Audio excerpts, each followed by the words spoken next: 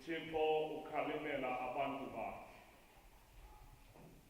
KwelaKwaJuda ngemihla yokumkani uUziya, uYotham, uAhazi, noHezekiya, uUziya unyana kaAmozi wafumana isithilelo esivela kuThixo, waze wadanduluka wathetha ngokubhekiselele kwizizwe zakwaJuda neJerusalem wenjenje.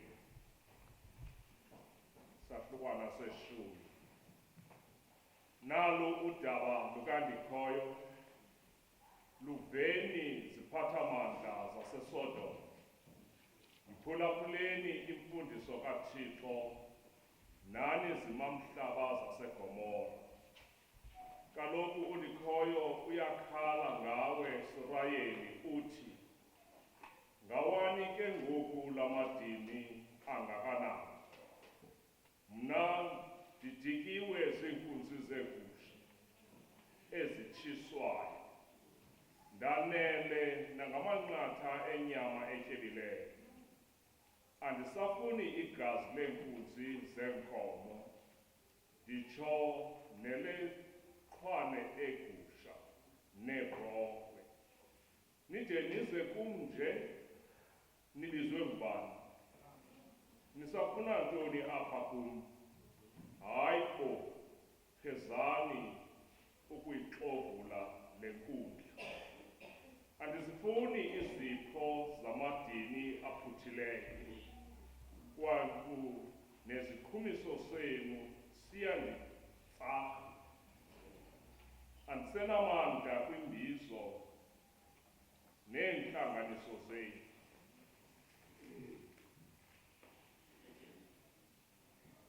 Ezokuthwasa kwenyanga nomhla wokuphumla, amatheko anomgwenxa andifuqule. Yawenyanya onke amatheko enu, nditsho nala okuthwasa kwenyanga. Kaloku ngoku asuke aluxanduva, ndaye ke ndidiniwe kukuluthwala. Nakuchongozela ngezandla nizibika, mna ndosuka ndiwavale amehlo am. Noba ningade nibhomboloze, andiyi kunikhathalela mpela. Kaloku izandla zenu zinkone ligazi. Khanizitoce nibe nyulu. Yahlukana ninale mikhwa ingcolileyo. Yekani ukwenza izinto ezinje, mandingaze ndiphinde ndizibone. Khanifunde ukwenza okusesikweni zonke izinto zenzeni ngokomthetho. Khaninyenyise ngakubantu abacinezelekileyo, kanti neenkedama zilungiseleleni. Ngokunjalo ndibonelele nomhlolokazi. Ewe, undikhoyo uthi, izani khe sithethathethane, noba sewudyobheke wankone sisono. Mna ndokuhlambulula utsho ube msulwa, kanti nokuba sewuyinyukunyuku, mna ndiyakukwenza ube mhlophe qhwa. Ukuba niyavuma ukundithobela, ningabuxhamla ubunxwane beli lizwe. Kambe ke xa ningafuni, nindivukele, niza kusuka nibe lixhoba lefele. Nditshilo nje ke mna ndikhoyo, nditshilo. Liveni ilizwi lenkosi.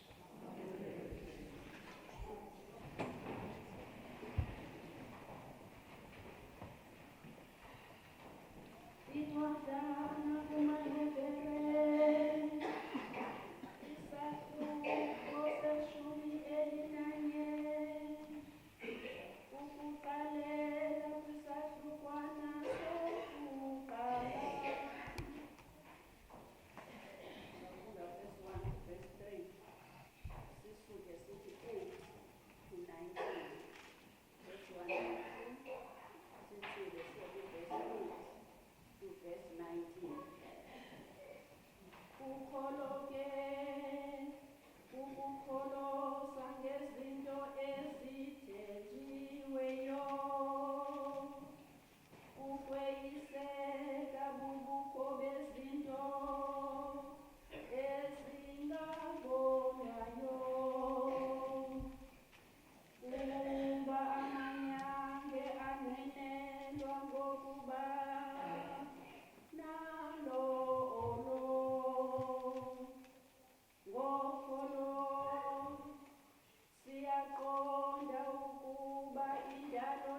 yonke yenziwe yabakho ngelizwi likaThixo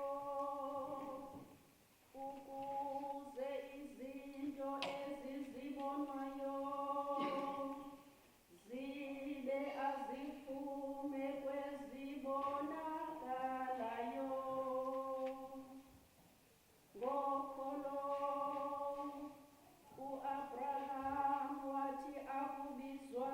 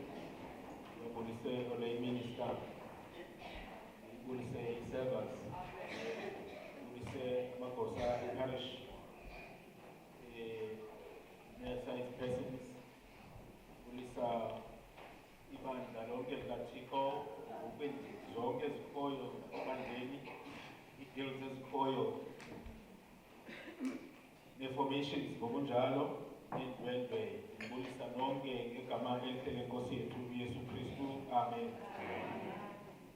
Selethilo ukuba umhlongwane egameni lethu siyiparish ukuba namhlanje mhla we-Family Day apho sikhumbula khona ubomi bosapho siyiparish Family Day.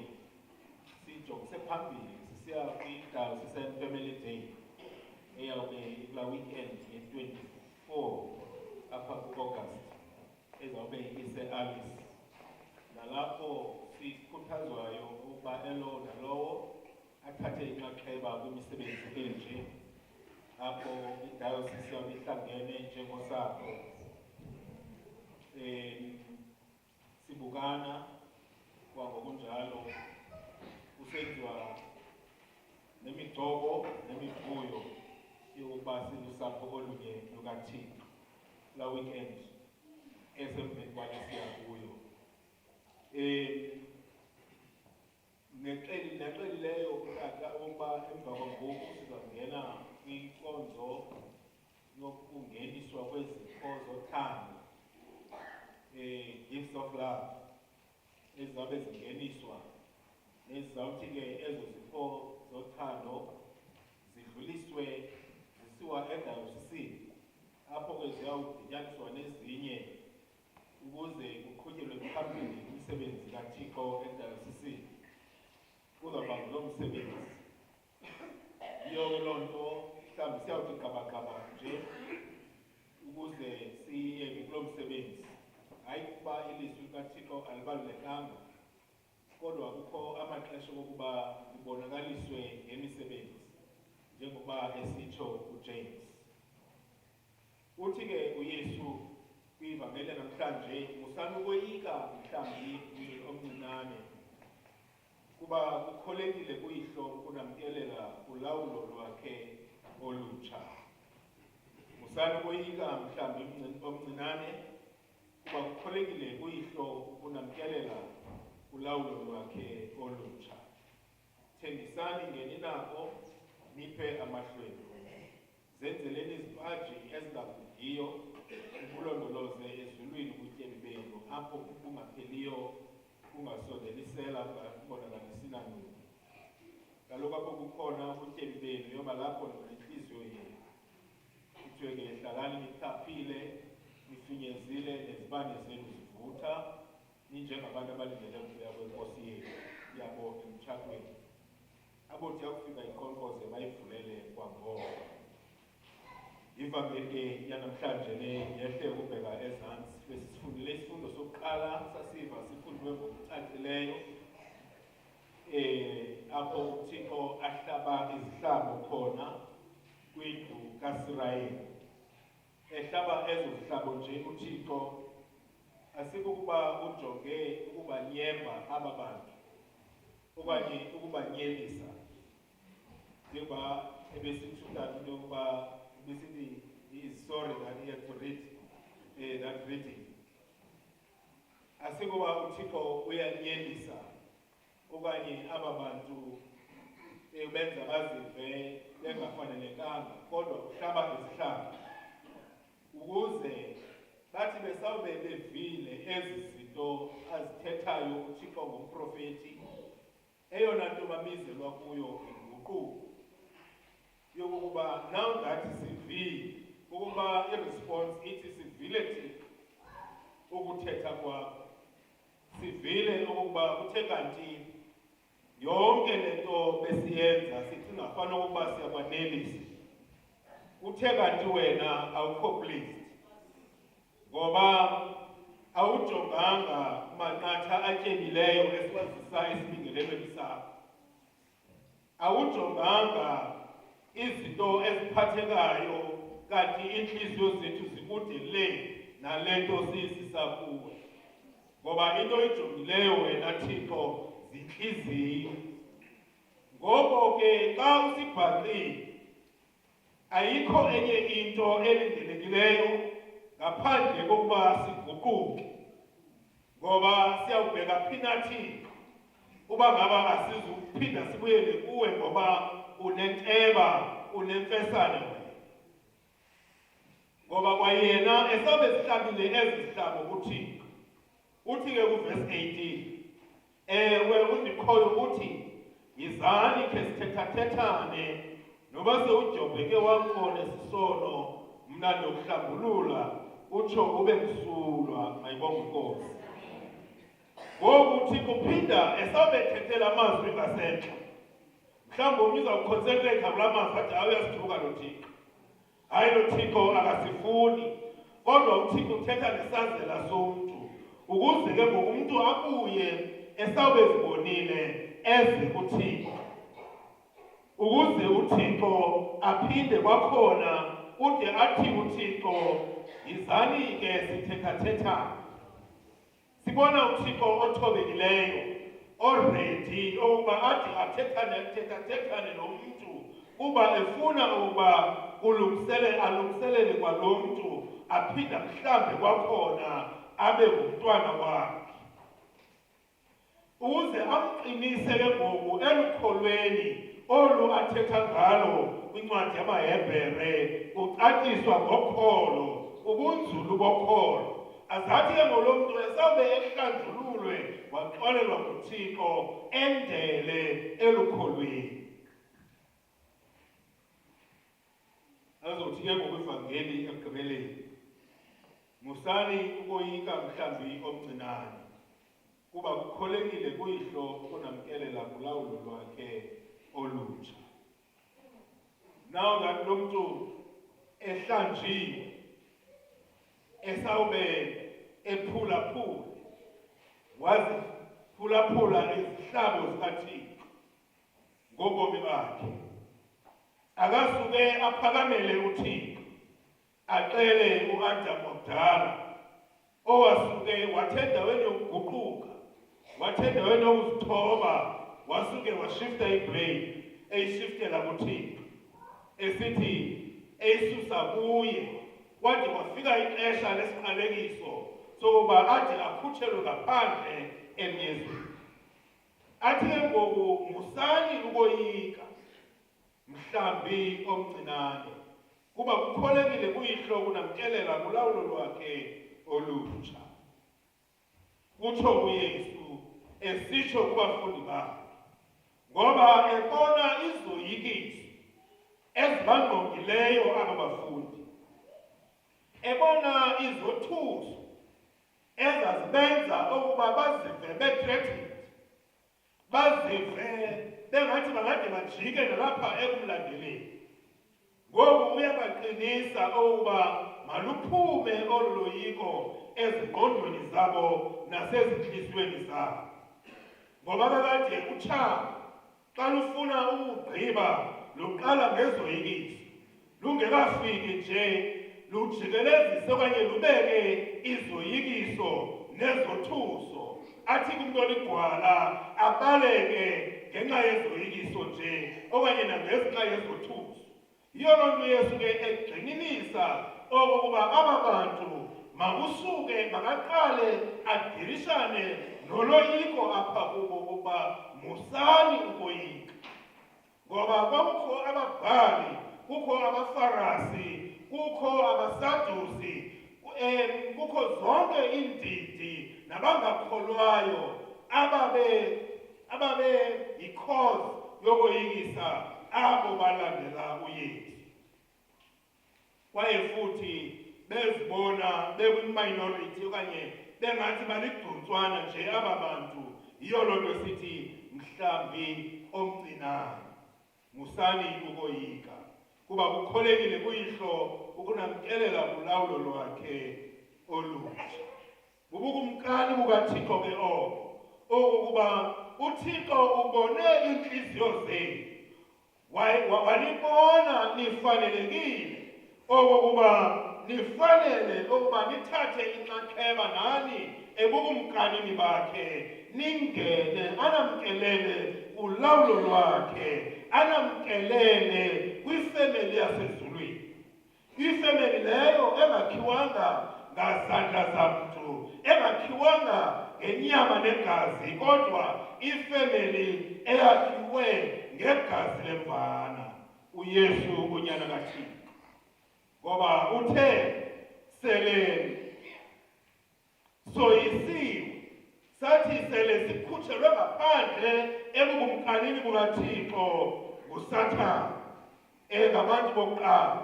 Kodwa uThixo waphinda wasuka wasibuyisela kwakhona esibuyisela kulawulo lwakhe selephinda esithenga ngegazi lonyana wakhe.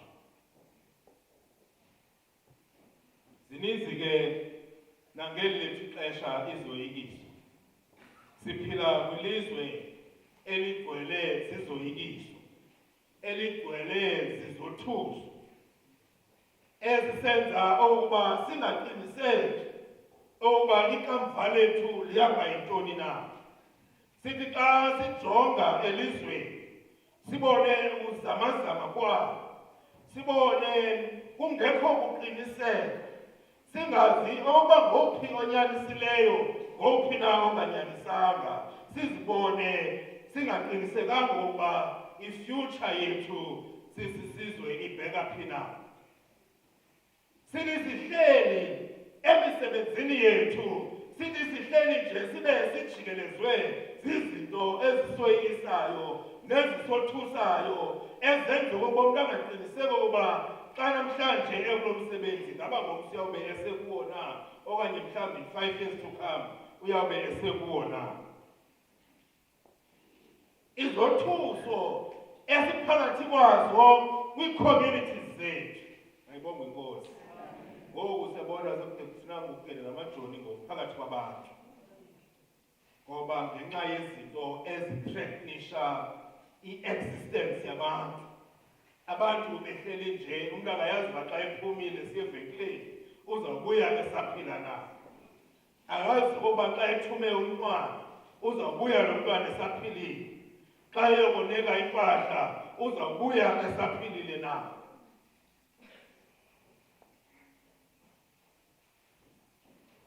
Zenze ukuba ezo zinto ezo kubekho i-instability. Uthi ke uYesu kanye ngamaxesha njalo, musani ukoyika.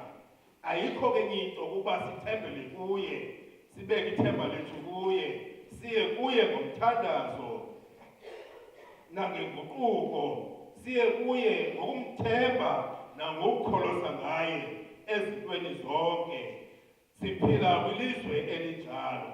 Side ngexesha nalapha ekukhonzeni kwethu kube khona izothuso nezoyikiso ezisenza ukuba kubekho ukoyika. Uthi kanye ngamaxesha njalo uYesu, musani ukoyika mhlambi omncinane, kuba kukholekile kuye kuyihlo ukunamkelela kulawulo lwakhe olutsha.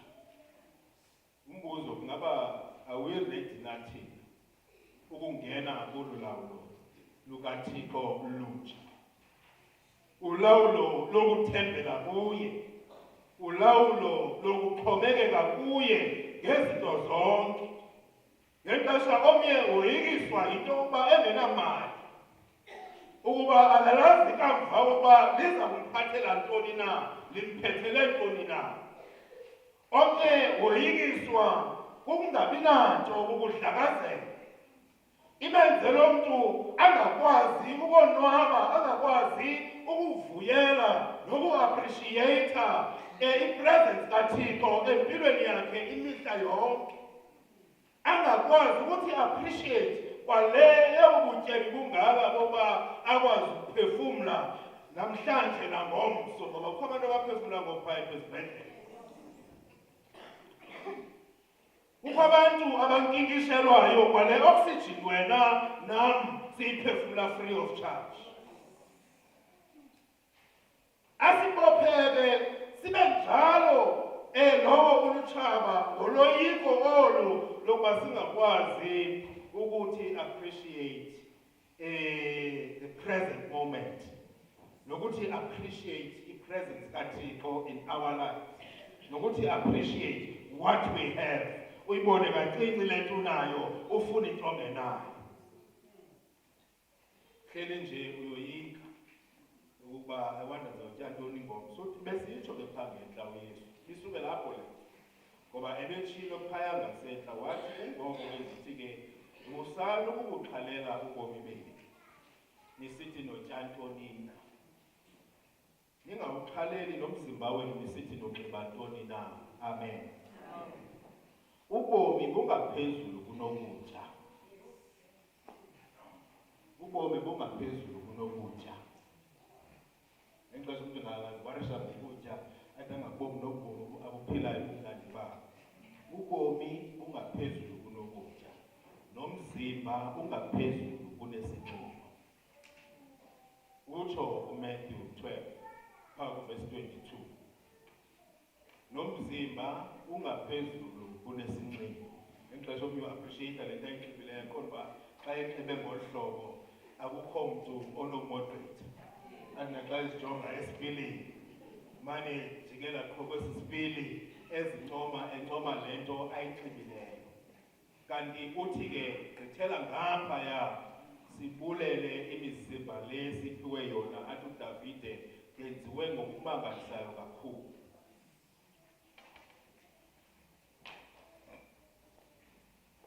Ufuna ukuthi naxa ume phambi kwesipili unganxibanga ubowutsho xa uzijonga umane uzijikajika kwesi sipili ungazincomi xa unxibe kakuhle. Ukuthi nje uphambi kwesipili nguwe nesipili uthi yenziwe ngokumangalisayo kakhulu. Ngoba uthi umzimba ungaphezulu kwesinxibo. Athi ke qondani ngamahlungulu la lona awahlwayeli engafuni nokuvuna akanasisele engenavimba kanti ke uThixo uyawona. So zezinto ke ezincinana na ezi zisoyikisayo zisenza ngamaxhala obomi. Ewe kuba siyaphila siphila sisemhlabeni zimele ukuba zifike ezo zinto ezocinga loo maxhala lawo. Funeka xa ifika kanye loo maxhala zabetha yourself bet onteksayo especially me ngoba ndiyathetha apha ndimamelanga le nto ithethwayo. La maxhala ezi zinto kanye ezincinci zezinto zifuneka zizawufika. Once wawufikelela kwinto yoba zawufunga ntoni, zawutyantoni, zawunxiba ntoni, ufikelele kwi-awareness uba ube aware okokuba lithini kanene ilizwi likaThixo. Ewe ndimele ukuba ndibe newazi, ndimele ukuba ndibe nexhala, kodwa lithini ilizwi likaThixo kwezi zinto. Leli ke ngoku lizawundithatha lindise kuThixo okokuba uThixo kanti is my provider. He is going to provide ezi needs zam. Andizuconcentrate kule fear nakule threat uSathana ayipresentayo at this point in time yokuba ndide ndidawuthe nalo Thixo. Once ifike kanye yile xesha kanye funeka ndiye kuThixo ndithi wena ubuthe kaloku wathi ngoAbraham umkhonzi wakho unguThixo ozibonelayo. Sendijikelezwe zintshaba nguwe ozawundikhusela kwaye futhi akhona sinye isixhobo esilungiselelwe mna esiyakunditshabalalisa. Uzawubona wena umoya wakho uphakamiseka ufunquka usuke uzivuse emandleni amandla obungawazi ukuba avela phi na. Uthi ke uYesu musani ukoyika mhlambi yomncinane hlalani niphaphile atsho kubheka ezantsi. Makube njalo ke nakuthi masingoyiki yiyo le nto kwakuthiwa phakathi kwabo kanye ngelo xesha lokufika kokoyika yiyo le nto kwakuthiwa kubo ngoba kwakususwa le nto elavalo kususwa elaxhala ukwenzela noba ubungenasibindi kodwa ngala mazwi e-encouragement athi phakathi kwabo uzibone nawe sowuziphosile. Kwawuthiwa kubo uzibone nawe sowuziphosile ngenxa yala mazwi. Sitsho ke egameni likaThixo uyise ongamandla onke osinika amandla kwawuphela amandla egameni lomsindisi uYesu Kristu yena owasithengayo ngegazi lakhe wasenza ukuba sibe ngabantwana bakokwabo sibe lusapho lwakokwabo. Yiyo loo nto namhlanje sisithi sikwi-Parish Family Day sikhumbula, sirejoyisa, sicommemorata, sivuyela ukuba silusapho lukaThixo. Silolu sapho njenge ngoku lwalapha eParish St. John and St. Charles. Si-appreciate elowo nalowo ngokuba elilungu lolu sapho lukaThixo. Silapha nje siziduko ngeziduko. And ubangaba singafuna udirishana nento yobuduko bethu ngokwasenyameni kungatshona ilanga singakhange siyi-achieve eyona njongo kaThixo. Ngoba umtshawe uzawufuna umisa ngobutshawe bakhe. Afune futhi uba makulawule ubutshawe. Umatshawe zinkosi kakade. noYesu litshawe. Nasizulwini sematshaweni. Ukanti into yoba into yale mini ngokuyawumiswa ngaloo nto yoba amatshawe zinkosi ihleli nje funeka nje ihleli kukhathelwa umatshawe. Aphinde nobhele ngapha athi ngubani ngolanga lokulungu akumnyama xa ukhona kukhanya nje kungenxa yabo. So nihleli nje funani ihleli nje nibe niqubutha kuwo. Aphinde urhadebe ngapha athi umkhulu uThixo kodwa awufiki kubhungana. Ufumanisa into yoba ngoku ixesha lonke sawube siphicothana nomnyezele sakhe isiduko nomnyezele sakhe. Tshona ilanga singakhange simqule simdumise uThixo osihlanganisileyo salolu sapho lunye. Siphuma kwiindidi ngeendidi, kwiintsapho ngeentsapho, kumakhaya ngamakhaya, kwiziduko ngeziduko. Kodwa ke ngoku ngenxa yale nto isidibanisayo eli gazi lemvana elaphalalayo lokwabakanye usenze uYesu salusapho olunye, usapho lwakokwabo, usapho lukaThixo, abantwana bakaThixo. Masi-appreciate ke loo nto. Simnike uzuko nembeko ngamaxesha onke. Simcele ukuba ahlale esenza simanyele. Sibe lusapho oluthandaza kunye, olunqula uThixo kunye, usapho oluthandanayo, usapho oluredi, ukuba elowo nalowo anikele ngobomi bakhe ngenxa yomnye. Egameni likaThixo uyise, uNyana noMoya Oyingcwele. Amen.